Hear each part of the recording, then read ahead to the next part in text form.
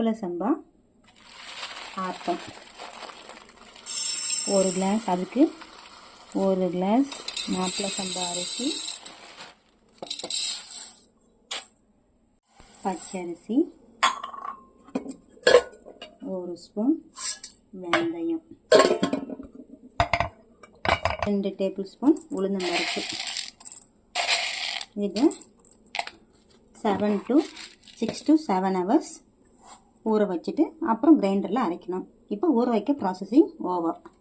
7 hours ஊற வச்ச அரிசி ஊறிடுச்சு. அரிசி அதோட நான் சாதம் இல்லைங்கிறதுனால நான் அவல் ஊற வச்சுருக்கேன். தேங்காய் துருவல் இருக்குது. இது எல்லாத்தையும் ஒன்று சேர்த்து எப்போ அரைச்சி அதை 6 ஹவர்ஸ் புளிக்க வச்சுட்டு அப்புறம் ஆப்பம் ரெடி பண்ணிக்கலாம். அதோட தண்ணிக்கு பதிலாக நம்ம தேங்காய் தண்ணி ஊற்றி அரைக்க போகிறோம். இப்போ நான் தேங்காய் தண்ணி எடுத்துகிட்டு வரேன்.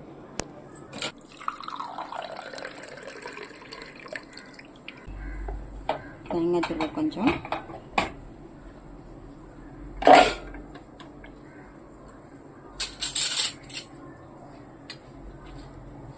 அவல். சாதத்துக்கு பதிலாக நான் அவல் ஊற வச்சு வச்சுருக்கேன். சாதம் என்கிட்ட இல்லைன்னு அவல் வச்சுருக்கேன்.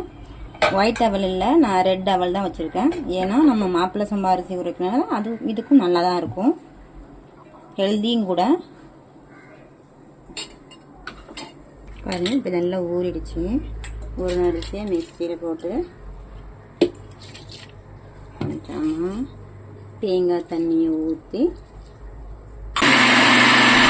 நீங்கள் கிரைண்டரில் போடுறதுனாலும் கிரைண்டரில் அரைச்சிக்கலாம். நான் கொஞ்சமாக இருக்கிறதுனால மிக்சியில் அரைச்சிட்ருக்கேன்.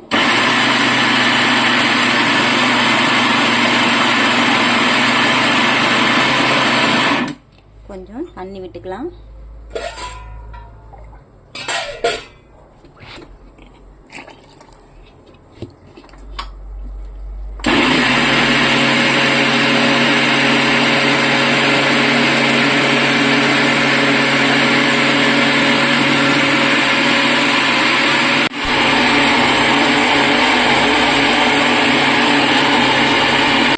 இப்போ நம்ம மாவை அரைச்சி வச்சு 7 ஹவர்ஸ் ஊற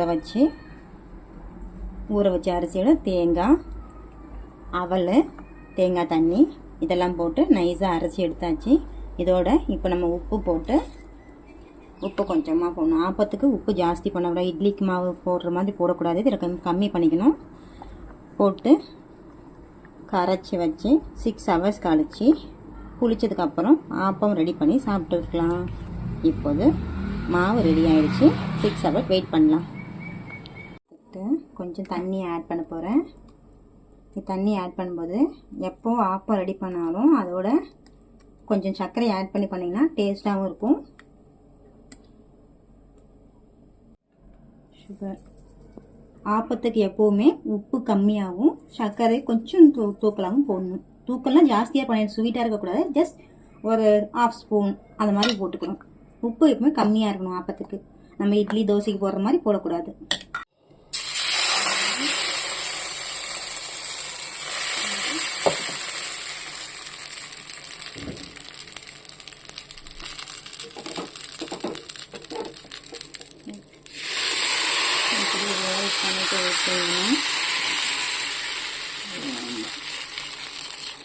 பாருங்க, இப்படி இருக்கணும்.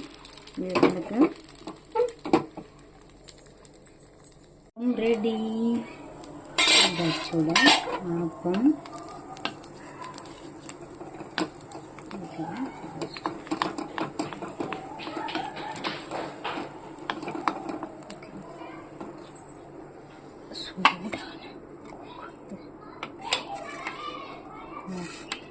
இப்போ வாங்க குருமாவோட தேங்காய் பாலோட சாப்பிடலாம்.